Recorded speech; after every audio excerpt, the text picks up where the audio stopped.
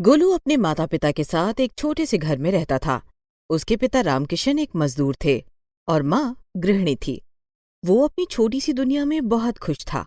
मोहल्ले के कुछ लड़के उसके अच्छे दोस्त हैं। वो उनके साथ खेलता और स्कूल जाता। गर्मी की छुट्टियां पड़ने वाली थीं कि एक दिन गोलू स्कूल से जब घर आ रहा था, उसका सर चकराने लगा और थोड़ी ही देर में वो चक्कर खाकर गिर गया। उसके दोस्त उसे उठाकर घर लाते हैं।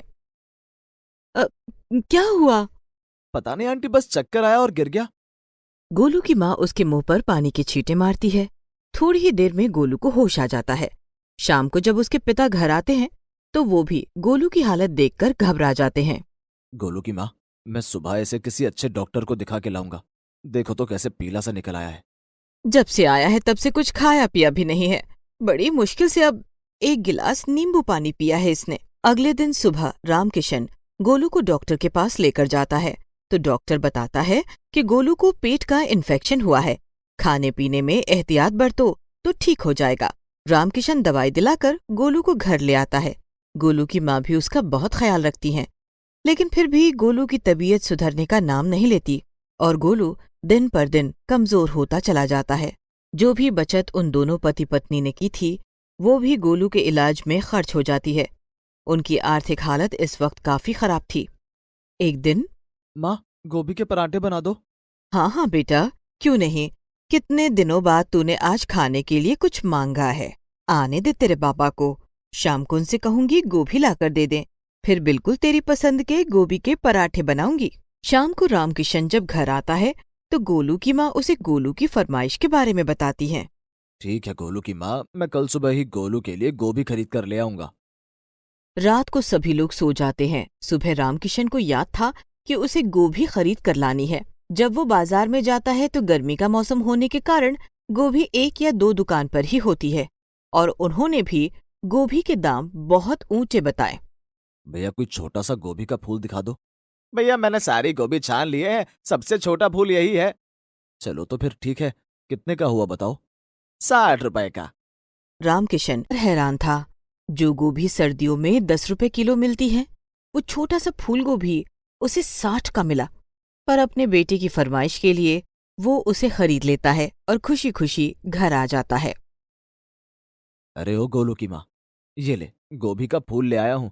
जल्दी से गोभी के पराठे बनाकर गोलू को खिला। माँ जल्दी बना दो, बहुत तेज भूख लगी है। बस बेटा, 10 मिनट इंतजार कर ले। अभी गोभी के पराठे बनाकर लाती हूँ तेरे लिए।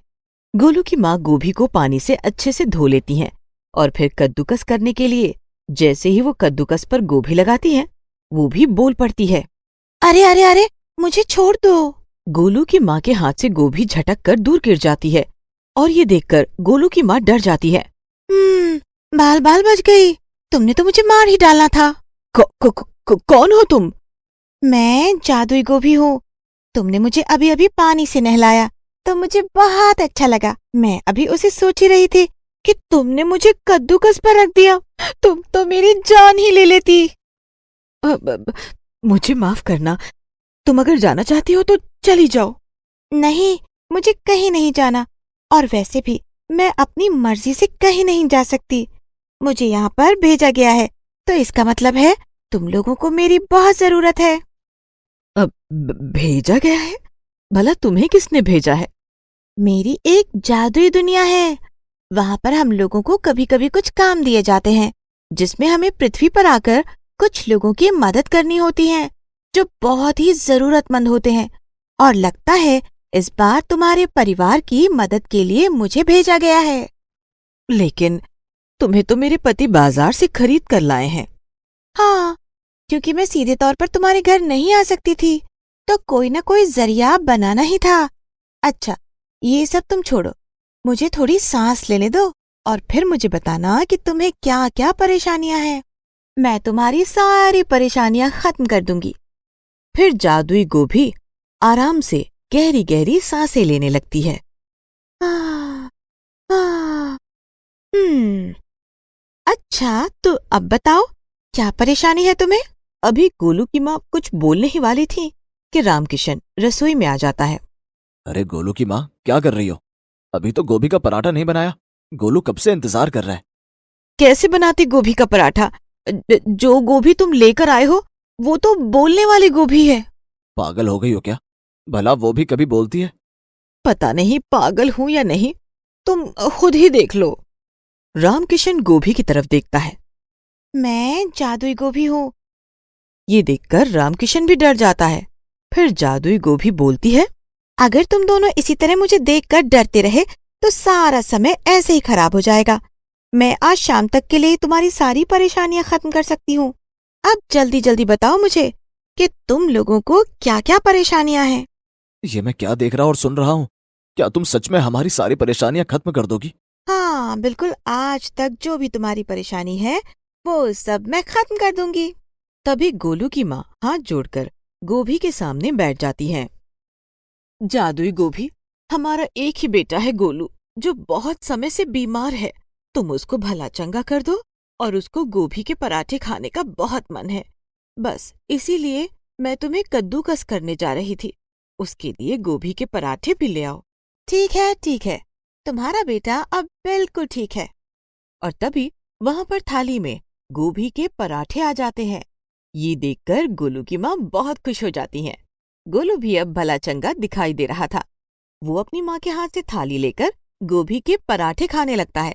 अपने बेटे को ठीक ठाक पराठे खाता देखकर गोलू की माँ बहुत खुश होती है और फिर हाथ जोड़कर जादुई गोभी को धन्यवाद देती है। अब तो तुम खुश हो ना? और बताओ तुम्हें क्या चाहिए? देखो जादुई गोभी, हम इंसानों की जरूरत इतनी ज्यादा होती है जो कभी भी पूरी नहीं हो सकती। लेकिन अगर तुम हमारी मदद करना चाहती हो तो हमारे हालात बहुत अच्छे कर दो। कोई ऐसा काम मैं शुरू कर सकूं जिससे हमें हमेशा मुनाफा होता रहे, मेरा परिवार खुशहाल रहे। और तुम बताओ गोलू की माँ, तुम्हें क्या चाहिए? बस मुझे भी यही सब चाहिए कि हमारा परिवार हमेशा सुखी रहे, हमारे परिवार को कभी भी कोई तकलीफ ना हो। और तुम बताओ गोलू, तुम्हें क्या चाहिए? आपने मुझे बिल्कुल ठीक कर दिया है। बस अब मैं कभी बीमार ना पड़ूं, क्योंकि मेरे बीमार होने पर मेरे माता पिता दोनों बहुत परेशान थे और अब मैं पढ़ लिख कर बड़ा होकर उन दोनों की मदद करना चाहता हूँ। तुम लोग कितने अच्छे हो, तुम तीनों एक दूसरे के लिए जीते हो। तो ठीक है, मैं तुम तीनों की ही ख्वाहिशें पूरी कर दूंगी। तभी वहां पर बदलाव होने शुरू हो जाते हैं। गोलू का घर अब एक सुंदर घर में तब्दील हो जाता है। सबके कपड़े सुंदर सुंदर हो जाते हैं। घर में खाने पीने का सारा सामान भर जाता है। उनके घर की अलमारियां रुपए, पैसे और गहनों से भर जाती हैं। सब कुछ धीरे धीरे बदलता जा रहा था। गोलू की माँ और रामकिशन तीनों ही हैरानी से सब कुछ बदलाव होते हुए देख रहे थे।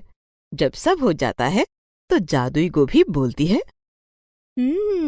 मुझे लगता है इतना कुछ बहुत होगा तुम तीनों के लिए। बाकी जैसा कि रामकिशन ने कहा है, इंसानी जरूरतें कभी पूरी नहीं हो सकती, तो उनका तो मैं कुछ नहीं कर सकती। जितना मेरे बस में था वो सब मैं कर चुकी हूँ। तुमने तो हमारी उम्मीद से भी ज्यादा कर दिया। मैं किन शब्दों में तुम्हारा धन्यवाद करूं, समझ नहीं आ रहा। हमारे लिए ये बहुत है। अब हम हमारा व्यापार शुरू करेंगे और अपने काम को आगे बढ़ाएंगे। हाँ, ये सब बहुत है हमारे लिए। तुम्हारा बहुत बहुत धन्यवाद। तुमने मेरे गोलू को अच्छा कर दिया। इससे बड़ी बात तो कोई हो ही नहीं सकती। मैंने अपने बेटे को कितने दिनों बाद अच्छा और खुश देखा है। चलो अच्छी बात है, तुम लोग मेरे काम से खुश हो। अब मेरा काम खत्म होता है, मैं यहाँ से जा रही हूँ। तुम लोगों से मिलकर अच्छा लगा।